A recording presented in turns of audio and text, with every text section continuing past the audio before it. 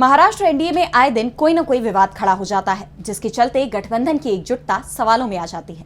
लेकिन इस बार तो बीजेपी विधायक अजित गुट के खिलाफ सीधे गृह मंत्री अमित शाह के पास पहुंच गए और उनसे अजित पवार की दखलंदाजी को रोकने की अपील की।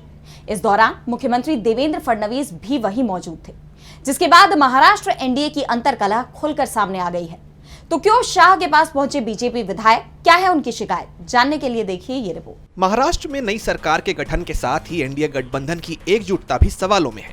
कभी डिप्टी सीएम एकनाथ शिंदे की नाराजगी, तो कभी डिप्टी सीएम अजित पवार के तेवर, और अब एनडीए की ये फूट खुलकर सामने आ गई है।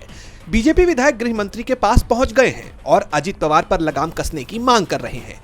उन्होंने आरोप लगाया कि 2024 विधानसभा चुनाव के दौरान अजित पवार ने जानबूझकर बीजेपी उम्मीदवारों के खिलाफ काम किया और विपक्षी प्रत्याशियों को मजबूत किया, इसलिए उनकी दखलंदाजी को कम किया जाए।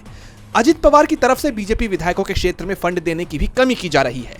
जब बीजेपी विधायक शाह से ये शिकायत कर रहे थे, तब सीएम देवेंद्र फडणवीस भी वहां मौजूद थे, जिससे ये माना जा रहा है कि विधायकों के मत से फडणवीस भी सहमत हैं। विधायकों की शिकायत पर शाह ने उन्हें सलाह दी कि हमारी विधायकों की संख्या ज्यादा है, ऐसे में पीछे हटने की जरूरत नहीं है। प्रशासन और सरकार के स्तर पर आक्रामक तरीके से कामों का पीछा करें।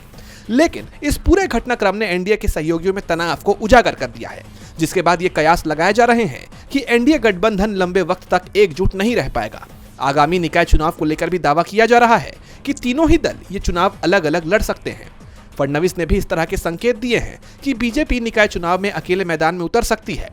खबर यह भी आ रही है कि अजित पवार भी बीजेपी के खिलाफ अपने उम्मीदवार उतारने की तैयारी में हैं। ऐसे में महाराष्ट्र की राजनीति में जल्दी ही नया मोड़ आना तय माना जा रहा है। डीबी लाइव महाराष्ट्र की रिपोर्ट।